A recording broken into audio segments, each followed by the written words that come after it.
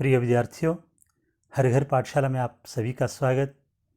मैं आपका सखा डी.आर. शर्मा आज प्रस्तुत हूँ कक्षा 10/1 की पुस्तक अंतराभाग 1 के पद्यखंड से कवि पद्माकर की रचनाओं के साथ।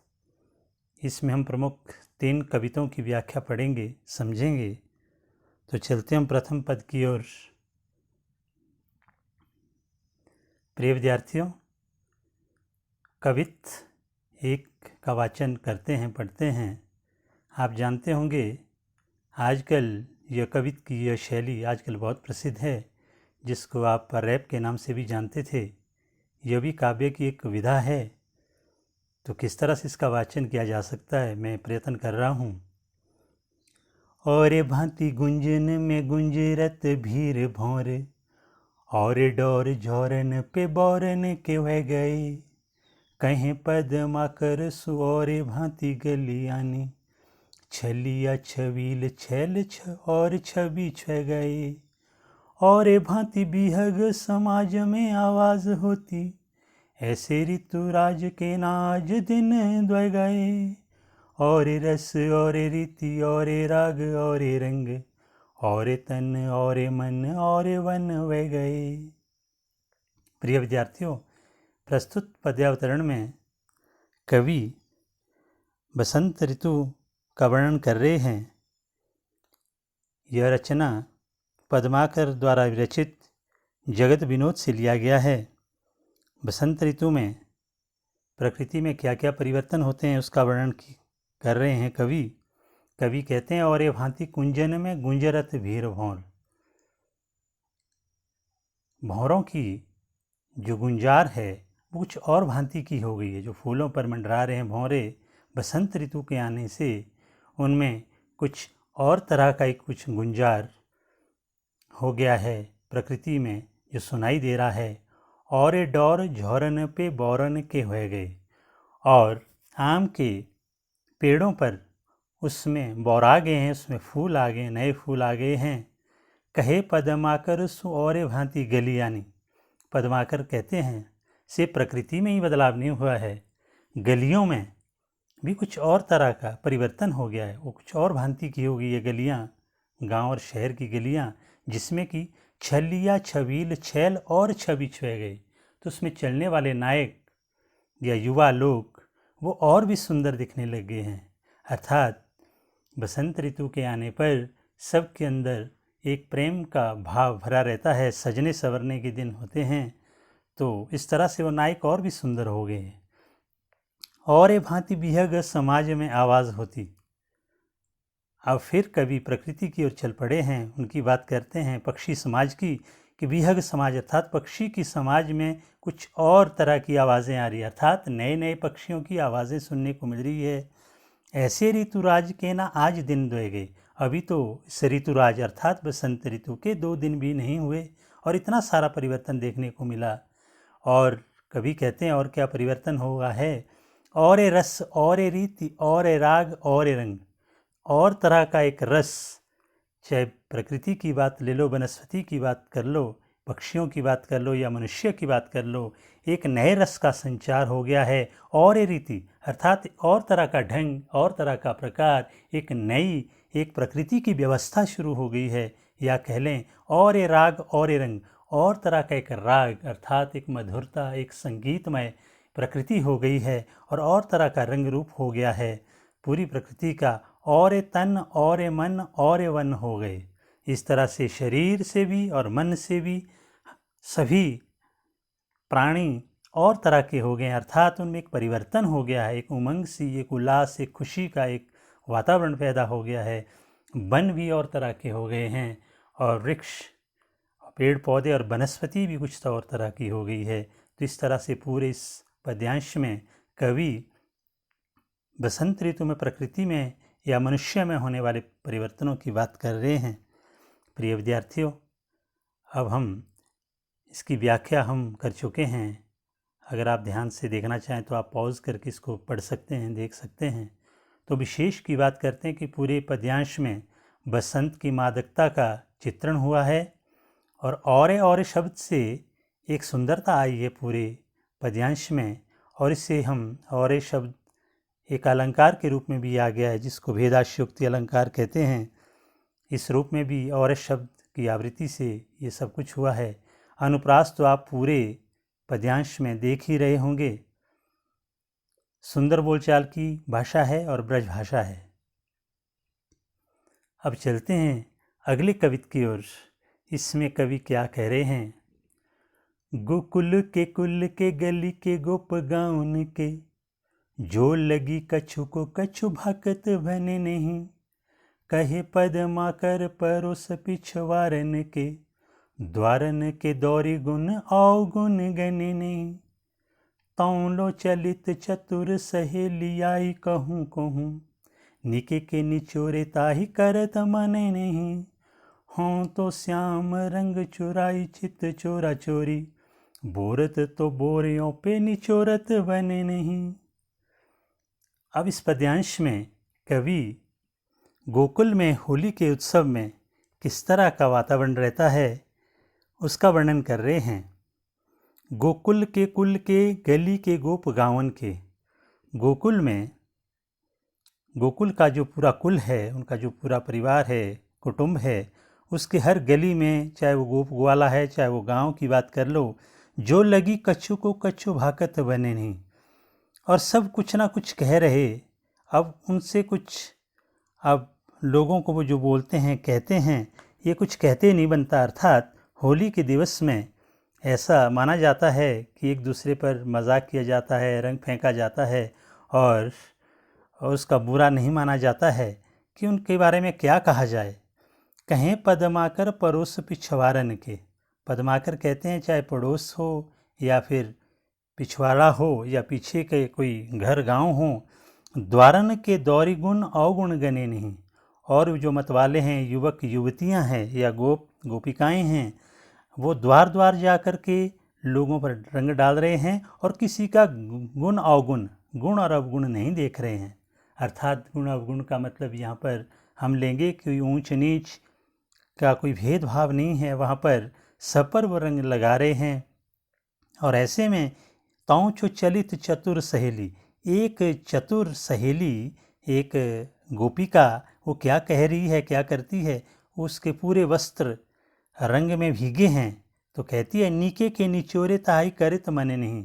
और दूसरी गोपिका, उसकी सहेली कहती है कि तेरे वस्त्र बहुत गीले हो चुके हैं, तो इनको निचोड़ दे। निचोड़ अर्थात निचोड़ दे, परंतु वो नहीं मानती है, उससे नहीं निचोड़ती है।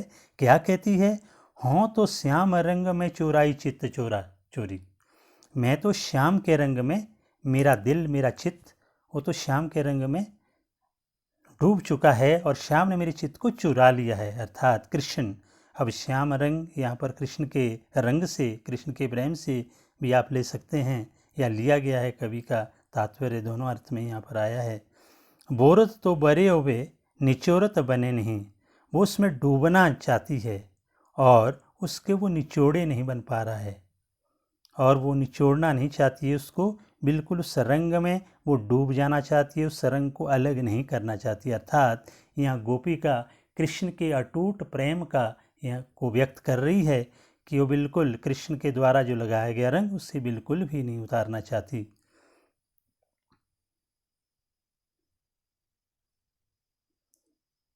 अब विशेष की हम इसमें अगर बात कर लें तो श्याम रंग में आप देख रहे होंगे श्याम रंग, तो यहाँ पर श्याम का अर्थ कृष्ण भी होता है और श्याम का अर्थ आप जानते हैं काला भी होता है। तो दो अर्थों में यहाँ पर श्याम आया, इसलिए इसे हम श्लेष अलंकार कहते हैं। और दूसरा, पूरे ब्रिजवासियों का जो होली खेल रहे हैं उसका एक तस्वीर हमारे सामने उभर कर आती है और एक चाक्षुष बिंब प्रस्तुत होता है। और अनुप्रास अलंकार आप इस पूरे पद्यांश में देख रही होंगे। और दूसरा, ब्रजभाषा का प्रयोग हुआ है और बोलचाल की भाषा का प्रयोग किया है, बिल्कुल सरल भाषा कवि ने प्रयुक्त की है। अब चलते हम अंतिम कवित की ओर। भौरन को गुंजन बिहार वन कुंजन में, मंजुल मलारन को गावनो लगत है। कहे पद्माकर गुमानहु ते मानहु ते, प्राणहु ते प्यारो मन भावनो लगत है। मोरन को सोर घन घोर चहुरन, हिंडोरन को बृंद छवि छावनो लगत है। नेह सर सावन में मेहवर सावन में, सावन में झोली वो सुहावनो लगत है। प्रिय विद्यार्थियों, अगर बार बार इसको आप पढ़ें तो बहुत आसान हो जाता है। शब्दों को बार बार पढ़ने से कुछ आप समझ जाएंगे। फिर भी प्रयास करते हैं। भौरन को गुंजन बिहार वन कुंजन में। अब यहाँ पर इस पद्यांश में कवि वर्षा ऋतु की बात कर रहे हैं कि भौरों का गुंजन पूरे बिहार वन के पूरे क्षेत्र में भौरे गुंजायमान कर रहे हैं, पुष्प पर बैठे हैं, और उनका जो आवाज़ है, उनकी जो गुंजार है वो कैसे लग रही है। मंजुल मलारन को गावनो लगता है, जैसे कोई सुंदर राग मल्हार गाया जा रहा हो। अर्थात भौरों का गुंजन करना ऐसा प्रतीत हो रहा है जैसे कि कोई सुंदर सा संगीत, राग मल्हार जिसको गीतों का या संगीत का राजा भी कहा जाता है, जैसे कि वो गाया जा रहा हो। कहे पद्माकर गुमानहु ते मानहु ते, प्राणहु ते प्यारो मन भावनो लगत है। पद्माकर जी कहते हैं कि संगीत इतना सुंदर है तो गर्व होता है, एक अंदर गर्व की अनुभूति होती है। या फिर मैं इसको मानता हूँ कि वो प्राणों से भी ज़्यादा मनभावन लगता है। मोरन को सोर घन घोर चहुरन।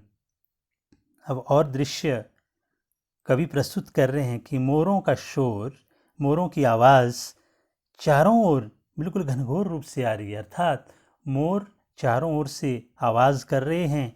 हिंडोरन को बृंद छवि छावनो लगत है, और ऐसे में हिंडोलों पर जो झूले पड़े हैं पेड़ों पर, उसमें झुंड के झुंड लोग झूल रहे हैं। वो छवि, वो तस्वीर बहुत सुंदर लग रही है। सावन में झूले बहुत सुंदर लग रहे हैं, उसमें झूलते युवती युवतियाँ वो बहुत सुंदर लग रहे हैं। तो ऐसे सब जब पूरा परिदृश्य, या पूरा वातावरण, ऐसे में क्या हो रहा है, कवि कहते हैं नेह सर सावन में मेहवर सावन में। इस तरह नेह होता है प्रेम, सर सावन सृजन होना। इस तरह से ऐसे वातावरण में सबके अंदर एक प्रेम का संचार हो रहा है, प्रेम का सृजन हो रहा है। और ऊपर से मेहवर सावन में, ऊपर से मेह अर्थात बारिश बरस रही है। सावन में झूली वो सुहावनो लगत है। जब ऐसी पूरी परिस्थितियाँ हो सावन की, तो ऐसे में झूला झूलना और भी अच्छा लगता है, सुखकर लगता है।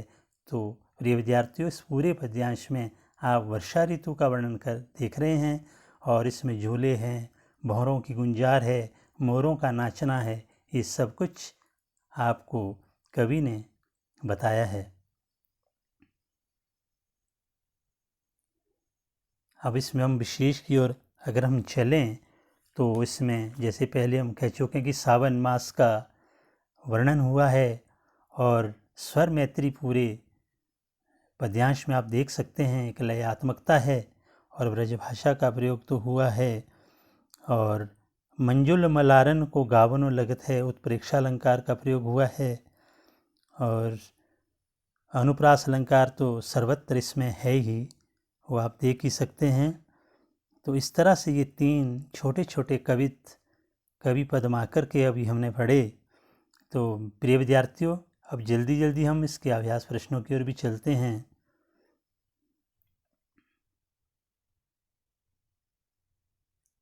पहला प्रश्न जो आपकी पाठ्यपुस्तक में दिया गया है, पहले पद में कवि ने किस ऋतु का वर्णन किया है?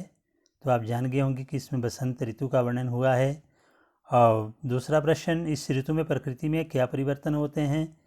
वैसे जैसे ऋतु में कौन कौन से परिवर्तन होते हैं? भंवरे का समूह बढ़ जाता है, विभिन्न रंगों के फूल खिलने लगते हैं, आम के पेड़ों पर बौर आ जाती है, फूल आ जाते हैं, और नवयुवक जो सुंदर कपड़े पहनकर उसमें एक और ही रंग चढ़ जाता है, और पूरे बसंत में आने पर राग रस रीति रंग इत्यादि सब कुछ बदल जाता है। प्रकृति हो मनुष्य सब में बदलाव आ जाते हैं। और एक ही बार बार आवृत्ति से क्या अर्थ है और इससे क्या विशिष्टता उत्पन्न हुई है? तो बहुत सुंदर। और तन और मन और वन हो गए, और रस और रीति और राग और रंग। तो इस तरह से और शब्द से एक और इसमें सुंदरता आई है।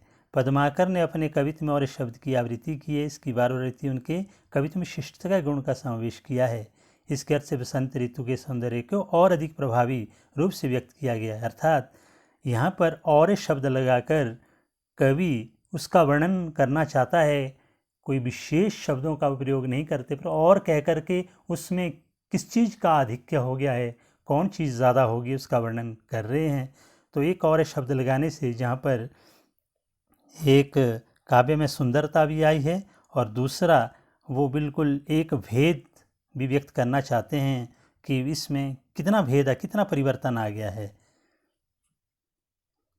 अगले प्रश्न की ओर चलते हैं। चौथा प्रश्न, पद्माकर के काव्य में अनुप्रास की योजना अनूठी बन पड़ी है, उक्त कथन की प्रथम पद के आधार पर स्पष्ट कीजिए। प्रिय विद्यार्थियों, जो 3 कवित हमने अभी तक पढ़े तो अनुप्रास तो आपको सर्वत्र इसमें मिलेंगे। यहाँ तक कि पूरी पंक्ति में अनुप्रास लगे हैं, जैसे छलिया छबील छैल और छवि छुए गए, गोकुल के कुल के गली के गोप गाउन के, चुराई चित चोरा चोरी, मंजुल मलारन। तो इस तरह से अनेक जगह आपको ये अनुप्रास इसमें देखने को मिलेंगे। 5वां प्रश्न, होली के अवसर पर सारा गोकुल गांव किस प्रकार रंगों के सागर में डूब जाता है। तो पद्माकर द्वारा होली का बहुत ही सुंदर तथा प्रभावी वर्णन देखने को मिलता है। गोपों द्वारा घरों के आगे पीछे दौड़कर होली खेली जा रही है, होली का उड़दंग मचा हुआ है। एक गोपी कृष्ण के प्रेम के श्याम रंग में भीगी हुई है, वो इसे हटाना नहीं चाहती, बस इसी में डूबना चाहती है। किसी को किसी का लिहाज नहीं है, कोई भी कुछ नहीं सुनना चाहता, उनके विषय में कहना कुछ संभव नहीं है। अर्थात होली की मस्ती में सब चूर हैं और किसी के मना करने पर कोई भी उसकी बात नहीं सुन रहा है। तो इस तरह से सब अपनी मस्ती में चूर हैं। कृष्ण प्रेम में डूबी गोपी क्यों श्याम रंग में डूबकर उसे निचोड़ना नहीं चाहती। तो गोपी श्याम रंग में डूबी है, यह कृष्ण के प्रेम का रंग है, वह इसे हटाना नहीं चाहती। इससे निचोड़ देगी तो यह रंग निकल जाएगा। वह इससे स्वयं को अलग नहीं करना चाहती, इसे हटाने से कृष्ण अलग हो जाएंगे, अतः वह इसे स्वयं पर लगे रहना देना चाहती है। तो एक तरफ से गोपिका यहाँ पर कृष्ण के प्रति अपना अटूट प्रेम व्यक्त कर रही है कि वो श्याम के द्वारा डाला गया रंग उसको निचोड़ना तक नहीं चाहती है। तो इतनी प्रेम की एक पराकाष्ठा है। प्रिय विद्यार्थियों, तो उम्मीद करता हूँ कि आपको ये सब समझ आया होगा। तो फिर कब दूसरे किसी अन्य पाठ्य विषय के साथ आपके सामने फिर प्रस्तुत होंगे। तब तक के लिए धन्यवाद।